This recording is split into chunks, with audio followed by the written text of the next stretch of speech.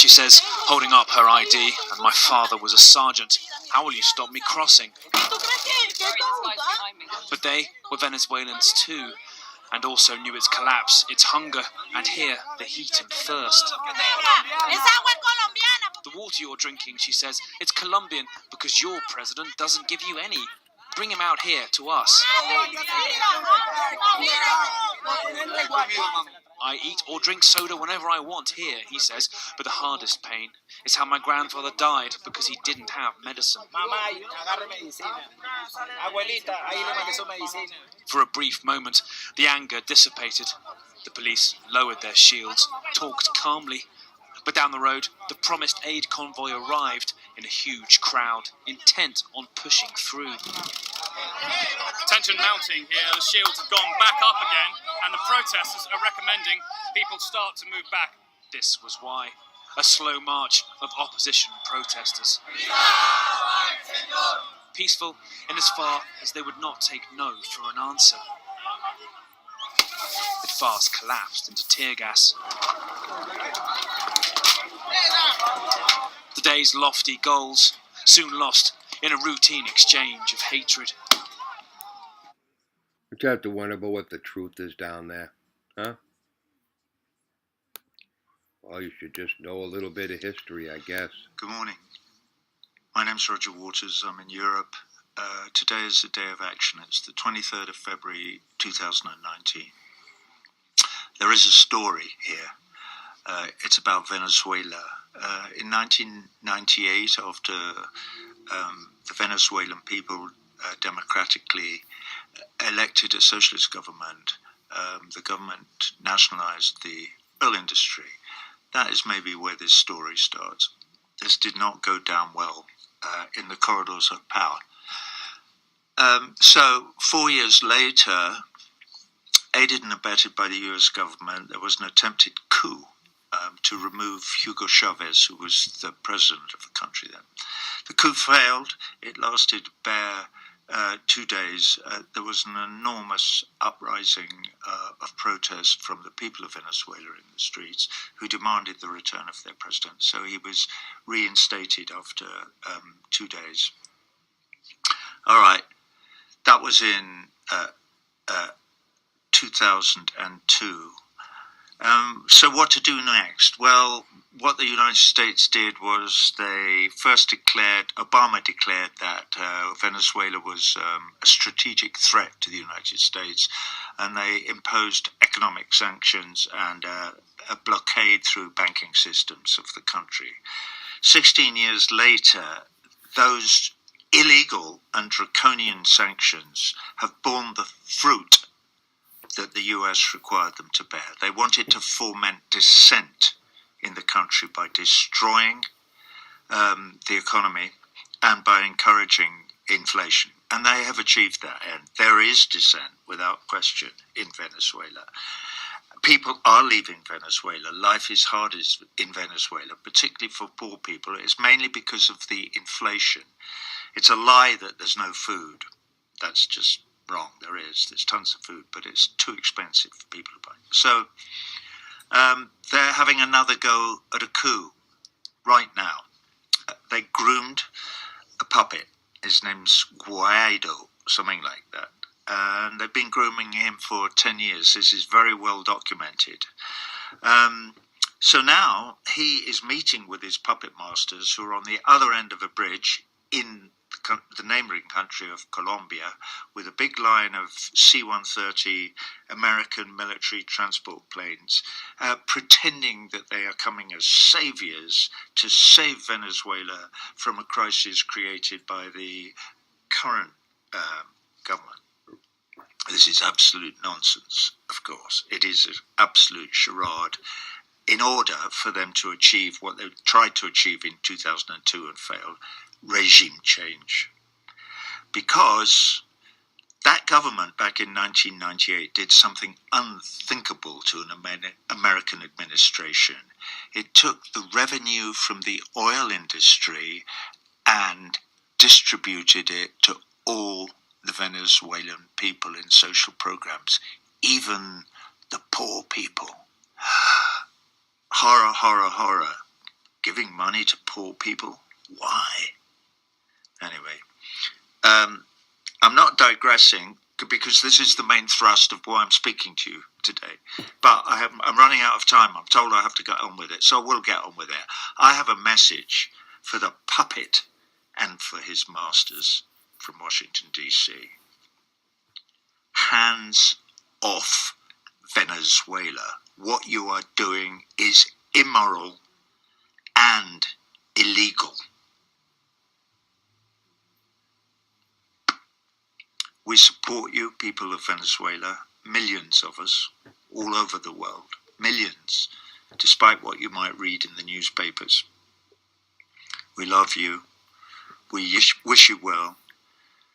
History will probably show that socialism in Venezuela was a light shining for the way we should possibly organize politics in the rest of the world. All right, so we're with you.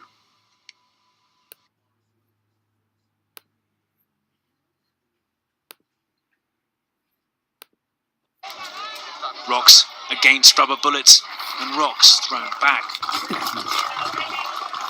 Did you expect to have blood on your shirt today?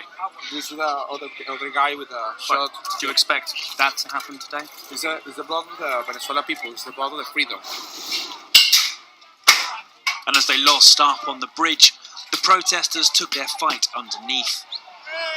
They are many, but Maduro's police are mightier. They have only whatever they could make. None of this chaos got any aid across here, but it showed the uncompromising ferocity of the Maduro government, and it led throughout the day to Venezuelan soldiers giving themselves up. One here carried out the mobs both cursing and cheering. The opposition had promised defectors amnesty. But this will only get uglier, seen in the mobbing of pro-Maduro militia here, battered by the crowd and spared only by Colombian police. And if the symbolic bid to get aid in peacefully failed, then these scenes are what Venezuela is left with. The question really is, what for opposition leader Juan Guaido? He's no longer in Venezuela. Does that detract from his credibility? Or in his meeting with US Vice President Mike Pence on Monday in the Colombian capital of Bogota, will he look more like a leader on the world stage? Those scenes ugly. We'll see more of them, I fear, if these are tried again. We're going to see probably more Venezuelan soldiers defecting. The real issue is, how do you get food into a starving people? None of this standoff has fixed that issue. Back to you. All right, Nick Peyton Walsh, thank you so much. Glad you and your crew are safe today as well. It looked a little dicey yesterday. It did indeed, and some heartbreaking images out of there. Thank you, Nick Peyton Walsh. Our next guest grew up in Venezuela. He left and came to the United States as a student back in 2016. Yeah. Daniel DiMartino recently wrote an article in USA Today. And in it, he described the living conditions in Venezuela, how socialism destroyed his home, and he is with us this morning. Daniel, thank you for being here. He got to write a piece in USA Today, huh? Geez, I wish I could write a piece in USA Today. Hey, he's not starving, is he? Looks pretty good, huh? Because he's one of the rich opposition. Yeah, he's an economist. Yeah, works for the Federalist. Your story is so fascinating, and we're going to get to that in just a second. I want to ask you, though, since we're just coming out of those images, what is your reaction to what you have seen in the last 24, 48 hours there in Venezuela? And do you still have family there? Are they okay? Maduro. Hey, she's got to be an actor, right? Look, this guy can't even keep his eyes open. Look at him. He's got his eyes closed.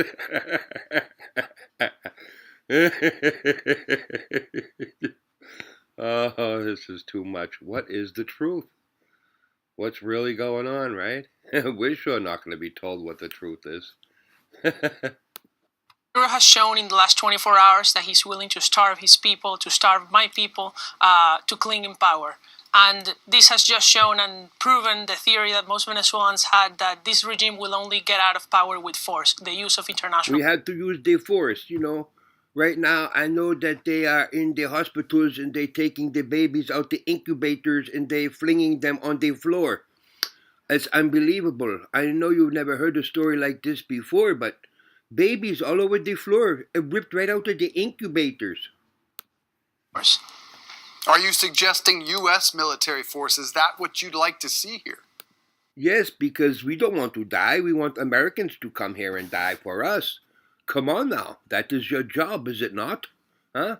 ExxonMobil, Shell, da-da-da-da-da. I am suggesting that President Guaido on Monday, when he meets with Vice President Mike Pence and with all Latin American leaders, he needs to call for an international intervention led by Colombia and Brazil, and that the United States must support worldwide diplomatically and rally all the region around this purpose. Because, look, Dave and Christy, there is no other way out. 300,000 children are going to die in Venezuela if we don't do this, of starvation. 30,000 people are being murdered. This is a humanitarian crisis of epic proportions. Daniel, help us understand what it was like for you growing up in Venezuela, for you and your family. Well, my childhood when I was little, it was definitely much better than now. I did have what I needed, but as time progressed, starting in around 2010, when I have some memories when I was 11 years old. I only have some memories. I'm waiting now because I called 1-800 how to get my repressed memories back, and then I shall remember everything when I was like 2 or 3 years old. I have seen this on YouTube with other people. Yes, they remember when they were 2 or 3 years old. Oh, yeah, it's the Masons, it's the Illuminati. Oh, I'm telling you, it's a horrible thing, yeah. A little earlier, you could see shortages of food, especially milk, toilet paper. By the time I left Venezuela, we didn't have electricity at least once a week. Water sometimes went out for weeks long. And I was privileged, let me tell you, because I know people who lived in the rural areas instead of the city, Caracas, where I lived, and they sometimes didn't have electricity for weeks. Now people are starving because they don't have even basic food. And that is why. I mean, help people understand why. Looked like a little duping delight, didn't it? It did. Gaga goo goo man. Starving the duping. City, Caracas, where I lived, and they sometimes didn't have electricity for weeks. Now people are starving because they don't have even basic food. And that is why. I mean, help people understand why that is under that socialist society. That's exactly right. So the reason for this is that the regime took away most private businesses. They started expropriating land with the excuse that it was being accumulated under a few wealthy people in Venezuela, when this was just a lie. Most land was owned by middle class, by just farmers who wanted to produce and create wealth for themselves as well. And at the end, the regime closed our borders, just like they're doing right now with the humanitarian aid, and destroyed our private industry. By destroying our private industry with nationalization and price controls, there's just nothing left to eat. Hard to believe, given Venezuela has the largest oil reserves in the world and has adequate water reserves as well. But I want to ask you about something else you wrote on this USA Today column, and that's kind of a word of warning to you. It is rather incredible, isn't it, huh? Yes, yes. We say to Trump, please send us Walmart. We shall have hundreds of thousands of jobs if Walmart comes in, yes. Walmart. Send us Amazon, please. They can help us, yes, yes. Political leaders, and Alexandria Ocasio-Cortez and Bernie Sanders as some of the movement, the shift toward socialist democratic policies here in the United States. How would you warn voters here in this country? Look, there is no further proof of my argument than Bernie Sanders' statements a few days ago, when he refused to say that Nicolas Maduro was a dictator, and he refused to recognize Juan Guaido as the president of Venezuela, something that even Speaker Nancy Pelosi and other Democrats have done. This is really dangerous, and Democratic primary voters really need to push out these radical Democrats from their party, because not all Democrats are that way. And I really urge bipartisan compromise on this issue, because if we continue Venezuela with socialism, and if we push very radical socialist policies in the United States might get closer to what we're seeing right now in Venezuela. Now, just to be clear, not either Bernie Sanders is pushing for a Venezuelan style of socialism. They want the Green New Deal.